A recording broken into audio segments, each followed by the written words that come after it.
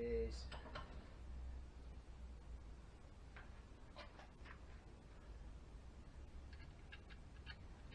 now, as far as I'm aware, that just goes, it has an oil way, which it has the oil hole, so it feeds into this bush, which in turn has an oil way. Okay, so the last gear is on with a chamfer on the gear that's going to be up towards the cases, and then we have a final shimming. So what I'm going to do, I'm just going to make sure that that is all as it slides together now. I know it all seemed a bit Heath Robinson, so to speak, but there's just no other way of doing it. All these gears are bigger than the hole. Hang on, it's got my glove. Than the hole. So the shimming's in the right place. The gears now slide along the shaft. Okay. As does that one. So the shaft installed, the bearing carrier installed, slid up. This has gone home. Actually, it's gone up home, look. Okay, so that's gone home. Obviously it's come through the bearing at this side, but there's no, you know, you just got your amount of play on the gearbox expansion, and all the oil holes are lined up. So that's the first stage of that gearbox, which is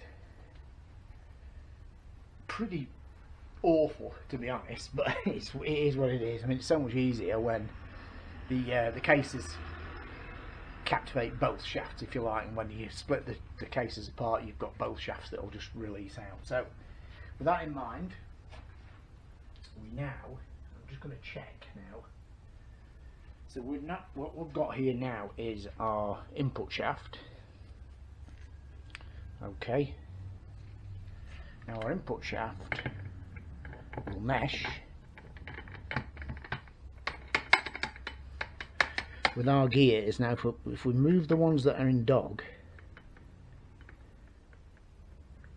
like this one for instance, and that one, we should be able to get it in neutral. Okay, they're looking correct in relation to each other. Okay,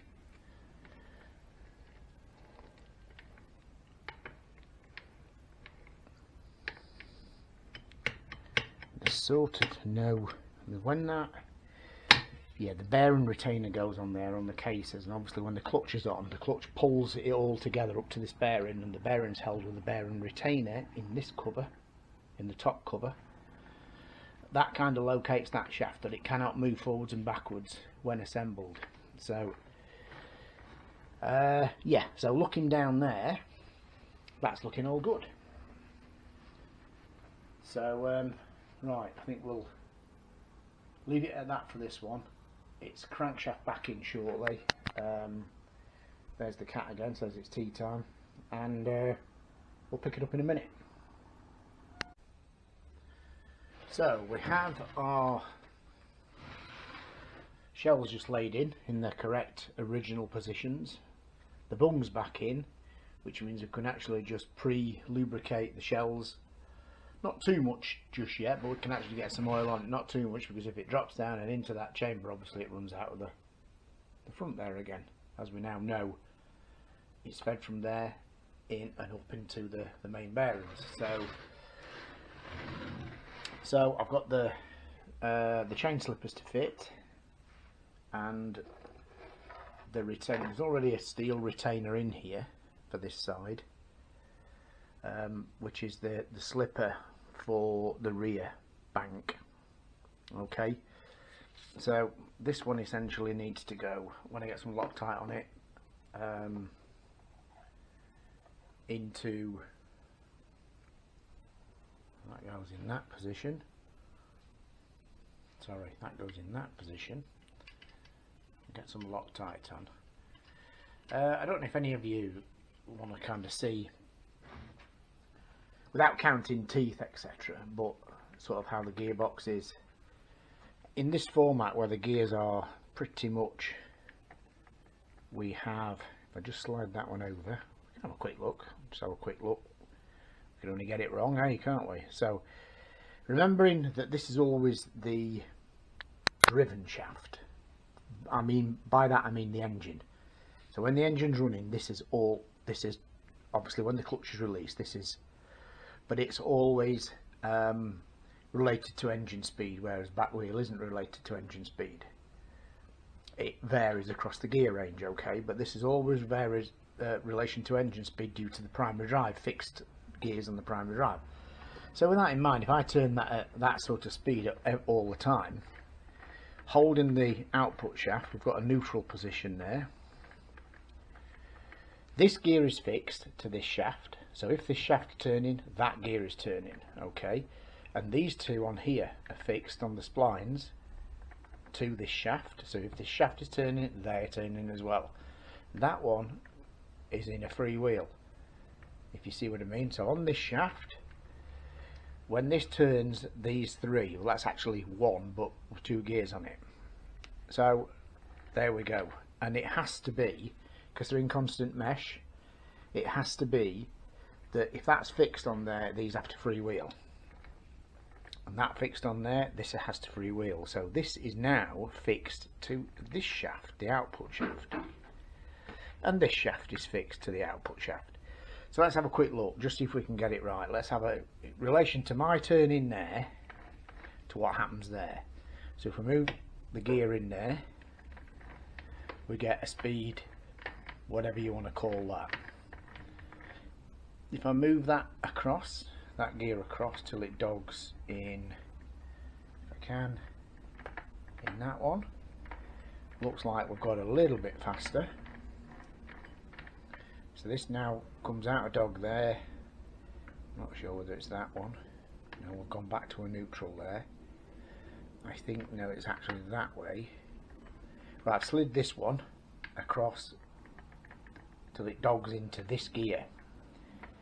So now we've got even faster. Okay, so now we're left with these, where the dogs have to come around and lock in with each other. So if I slide that, I'm not sure whether it's this way first. Right, it doesn't like, so I think it's that one. Yes, it is. So the selector room would have moved that one out of the way and slid that one in. So now we've got some speed on here now. So if I now slide that across till it dogs in that one, now we've got some serious speed in that. So I think that's fifth, fourth, back to the centre, engage that one in there, third, release that from an engagement,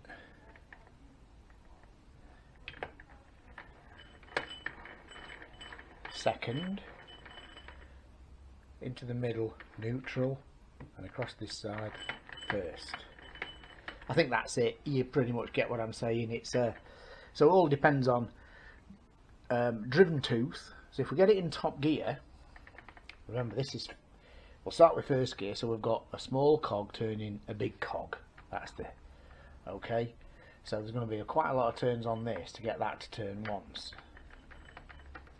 And the completely the other end of the scale, the fifth gear, this is fixed, remember, on this shaft. It slides on the spline, so if this turns, that's turning, and if that's engaged to that, that means that is driving that. So if we, and there you go, so you've got this gear driving this gear. Or was it that which was top? I'm not sure now.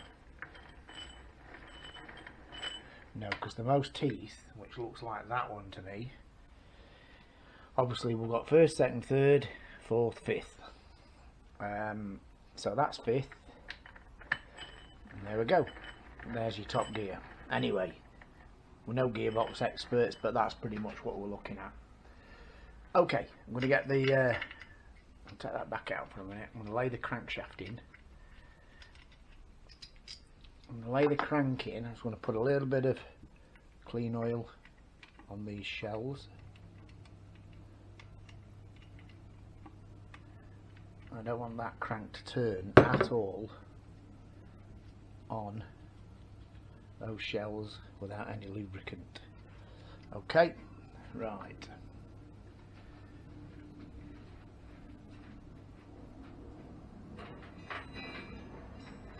So we'll get the crankshaft.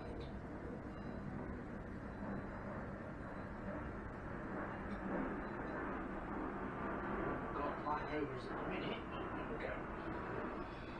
With these chains.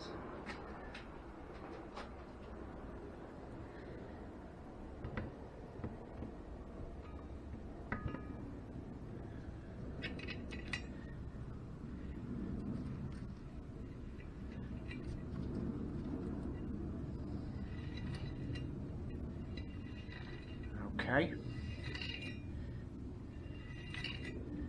Yeah, there we go. So we have now got, I'll just let them down there for a minute. So we've got crankshaft laid in. As you can see, it's a 360 degree. I'm going to have to lift them out to do that. It's a 360 degree crank. Okay, between each set of crank pins, it's 360 degrees. The VFR is a 180 degree crank. So with that crank pin there, it would have this one here. So this has the same firing order as the RC30, this engine. Just useless information, but there we go. So I'm just going to lay that there for the minute. Right, okay, let's have a think what we've got to do. We can prime up some of the crank, but it will ultimately still go down into the through the oil ways and into this bottom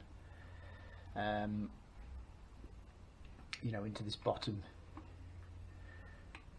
gallery. We'll leave that there for a minute. So the galleries in the big end galleries have been cleaned out, blown out, and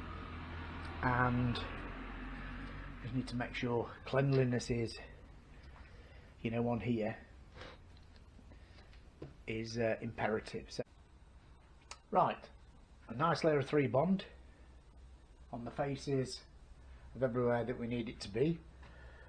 Crankshaft in position, chains put pretty much where they need to be. Gearbox is all free and ready to be assembled. So we need to just ensure that these forks are in the correct scroll, and generally with that we'll just put that little switch there in neutral. I'm sure it's in the neutral on the neutral switch, then we know it's actually neutral, so that's just fell out there. So right, biggest 3 bonds on with excuse arms and stuff in the way. We're just going to give it a little bit of an oil, and we're going to get straight on. So picking it up like this, thread it straight over the chain guide at the front, start to lower, and if the forks are in, which they must be, still turns okay, yeah, the forks are in where they need to be. Before I put any bolts or anything, I'm just going to get the chains out. Well, red arrows are here or something. Okay. Now my magnet. Where did I put my magnet? Put it back. 2 seconds.